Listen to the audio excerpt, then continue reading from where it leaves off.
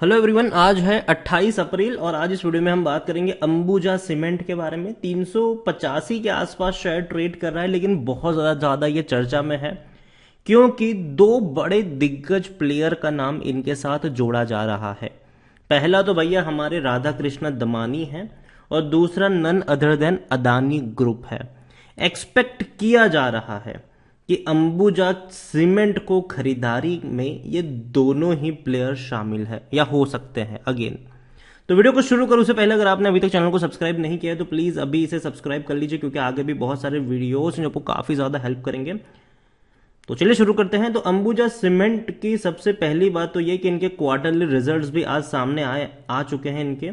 और नतीजे की मैं बात करूं तो नतीजे इनके एवरेज है, ना ही अच्छे हैं ना ही बुरे हैं, एवरेज कह सकते हो आप इसको। लेकिन उससे पहले हम इसके चार्ट पे जाना पसंद करेंगे एक बार। पिछले एक महीने में 32% का ग्रोथ है, 290 से 385 तक पहुंच गया ये। रीजन के एक्सपेक्टेड बहुत, देखो मार्केट में ना आपको और हमें जो खबरें हैं ना वो लेट पता चलती है। हालांकि पिछले कुछ दिनों से अदानी ग्रुप की तो बातचीत चल ही रही थी यहां पर आने की, लेकिन अब दमानी, राधा कृष्ण दमानी की खबर आज निकल कर आई है, ठीक है। और इससे पहले मार्केट के अंदर के लोग काफी ज्यादा एक्टिव होते हैं भाई साहब, और उनको ये चीजें आपसे और हमसे पहले पता चल जाती है। और यही वजह है कि यहां पर एक बड़ी पंप कह सकते हो कि देखने को मिली है। एक साल में अगर आप देखो तो अंबुजा सीमेंट में पिछले एक साल में 25% का ग्रोथ है। आप देखो टूट के बिखरा था ये, 280 तक चला गया था, ठीक है। एक झटके में तो भाग गया, एक झटके में 440 से टूट कर नीचे आया था ये। लेकिन जैसे ही अंदर थोड़ी बहुत पता चली कि अच्छा ये हो सकता है वो हो सकता है, भागना शुरू किया। और आते आते अब चर्चा ये भी चल रही है कि राधा कृष्ण दमानी जो है वो पार्टनर कर सकते हैं अंबुजा सीमेंट में और इन्वेस्ट कर सकते हैं 10,000 करोड़ रुपए। और राधा कृष्ण दमानी डेफिनेटली बहुत बड़ी बात है ये उनका यहाँ पर आना। और दूसरी बात यहां पर यह भी है कि अदानी ग्रुप ऑलरेडी इनके साथ बातचीत में लगा हुआ है और एक्सपेक्ट ये किया जा रहा है कि अदानी और राधा कृष्ण दमानी दोनों मिलकर ये दाव खेल सकते हैं, ठीक है। ऐसा पहली चीज, दोनों एक दूसरे के साथ कंपीट नहीं कर रहे हैं, दोनों मिलकर इसको अंजाम दे सकते हैं। अंबुजा सीमेंट की अगर बारे में देखें तो 76,000 करोड़ से भी ज्यादा का इसका मार्केट कैप है, लार्ज कैप कंपनी है ये। वॉल्यूम 71 लाख से भी ज्यादा के देखने को मिले। अंबुजा सीमेंट में इतने बड़े वॉल्यूम्स बहुत कम देखने को मिले हैं हमें पहले भी। यहां पर अगर आप देखो तो कंपनी ने 290 करोड़ का मुनाफा कमाया था दिसंबर क्वार्टर में। अब मार्च में वो बढ़ के हो चुका है 495 करोड़। देखने में लग रहा है कि अच्छा बहुत ज्यादा पैसा कमा लिया, बहुत अच्छी बात है। लेकिन अगर हम नजर गड़ाए तो इससे पहले के क्वार्टर्स में सितंबर में 665 करोड़ का इनका प्रॉफिट था, उससे पहले 732 करोड़ का प्रॉफिट था। तो देखा जाए तो प्रॉफिट कम होता गया है, लेकिन अब धीरे धीरे बढ़ने की शुरुआत हुई, जो कि अच्छे संकेत हो सकते हैं। लेकिन एक्सपेक्टेड क्या था, ठीक है। यहां पर जो प्रिडिक्ट किया गया था सीएनबीसी तरफ से वो 458 करोड़ था, तो एटलीस्ट उससे तो ज्यादा ही कमाया है। अगर हम रेवेन्यू की बात करें तो उसमें भी बढ़ोतरी हुई है, 3,855 करोड़ का इनका रेवेन्यू आया है, जो देखा जाए तो प्रीवियस ईयर में इसी क्वार्टर में 3,580 करोड़ के आसपास था। मतलब रेवेन्यू में बढ़ोतरी भी हुई है, तो ये की अच्छी बात है। ये रेवेन्यू में बढ़ोतरी हुई है। प्रॉफिट्स भी देखें तो पिछले क्वार्टर के मुकाबले बढ़े हैं, लेकिन पिछले साल के मुकाबले नहीं बढ़े हैं। पिछले साल भैया बहुत ज्यादा इनका प्रॉफिट था, तो उसके मुकाबले ये नहीं बढ़ा है।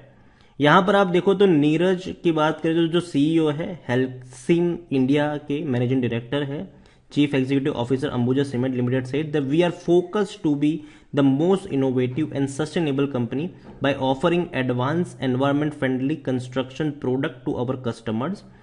The India Strategy 2025 for both Ambuja and ACC is under execution. Under this plan, we will realize industry-leading position in the cost excellence and asset optimization and sustainability. तो देखो अंबुजा सीमेंट की नतीजे की मैं बात करूँ तो एवरेज है, पिछले साल के मुकाबले कम है, पिछले क्वार्टर के मुकाबले बहुत ज्यादा है। दूसरी तरफ जो बड़ी खबर है वो यही है कि अदानी ग्रुप और दमानी यहां पर मिलके अंबुजा को खरीदने की कोशिश कर सकते हैं आने वाले दिनों में।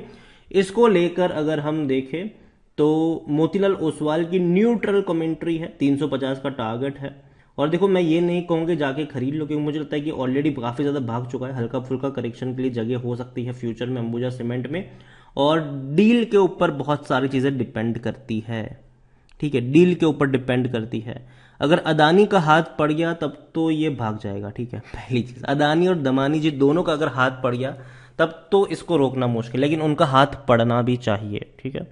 यहाँ पर अगर आप देखो तो 35% लोग कह रहे हैं बेच दो, बाकी हर कोई कह रहा है खरीदारी करो, खरीदारी करी है तो बने रहो। कंपनी में अगर आप देखो तो 2021 में आखिरी बार इनके इनसाइडर ट्रांजेक्शन समरी देखने को मिली है, जो भी जुलाई में, उसके बाद कोई ट्रांजेक्शन हुआ नहीं है इनसाइडर्स के द्वारा। कंपनी के रेवेन्यू में डेफिनेटली बढ़ोतरी हुई है, यहाँ पर आप देखो तो तकरीबन 29,000 करोड़ का रेवेन्यू फाइनेंशियल ईयर 2021 में कमाया था। और अभी ये जो रेवेन्यू है वो आपको थोड़ा सा एडजस्ट होता नजर आएगा, मतलब इतना ज़्यादा नहीं होगा, लेकिन थोड़ा सा आपको 25,000 से 26,000 करोड़ के आसपास, 25 से 30,000 करोड़ के आसपास देखने को मिल सकता है। कोई बहुत बड़ा जंप देखने को नहीं मिलेगा यहाँ पर। अंबुजा सीमेंट में खरीदारी के सही मौके के शेयर ओवरबोर्ड जोन में नहीं है। 27 का इसका पी रेशियो जो सेक्टर पी 24 से थोड़ा सा ज़्यादा है, अभी बढ़ गया है ये। 63% एनालिस्ट कहते हैं खरीदारी करके चलो। यहाँ पर होल्डिंग्स की मैं बात करूं तो होल्डिंग्स में ज्यादातर होल्डिंग प्रमोटर के पास है, 63.19% की होल्डिंग प्रमोटर के पास है। म्यूचुअल फंड भैया बैग लेकर बैठे हैं, लगातार खरीदारी कर रहे हैं, क्योंकि जून में म्यूचुअल फंड के पास 4.52% की जो होल्डिंग थी वो हर क्वार्टर में बढ़ती जा रही है। फिर बाद में सितंबर में 5.27, दिसंबर में 6.58 और अब बढ़ के हो चुके हैं 7.54%। डोमेस्टिक वालों की भी हम बात करें तो वो भी खरीदारी ही कर रहे हैं। 7.70% की जो होल्डिंग थी वो 8.70% पर आ चुकी है। एफआईएस ने बड़ी बिकवाली करी है, 17.69% की होल्डिंग इनकी कम होकर 12.97% पर आ चुकी है। रिटेल और अदर पार्टीज की बात करें तो खरीदारी हुई है, यहां पर भी 6.81% की होल्डिंग 7.60% के आसपास देखने को मिल रही है। प्रमोटर जितने पर थे उतने पर ही नजर आए, मतलब ऑलमोस्ट उतने पर ही है।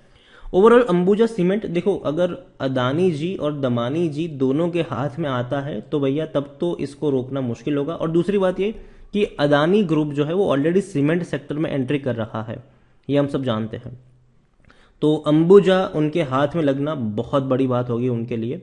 और मैं यही कहूंगा, देखो मैं ये नहीं कह रहा हूं कि जाके खरीद लो, क्योंकि ऑलरेडी काफी भाग चुका है, तो हल्के फुल्के करेक्शन की अभी भी गुंजाइश हो सकती है यहाँ पर। लेकिन हाँ, धीरे धीरे अगर आप चाहो तो यहाँ पर हर गिरावट में खरीदारी के मौके मिल सकते हैं आपको। लेकिन एक चीज मैं अगेन कहना चाहूंगा कि डील होना जरूरी है। अगर नहीं होती है, डीले होती है, तो प्रॉफिट बुकिंग भी देखने को मिलेगी। तो इस रिस्क को आप समझिएगा यहाँ पर। वीडियो को यहीं पे एंड करूंगा। पसंद आया हो तो लाइक करो, शेयर करो। चैनल पर अगर आप पहली बार आए हैं तो प्लीज सब्सक्राइब करें। और अंबुजा सीमेंट के बारे में आप क्या सोचते हैं वो भी आप मुझे कमेंट में लिखकर बता सकते हैं। Thank you.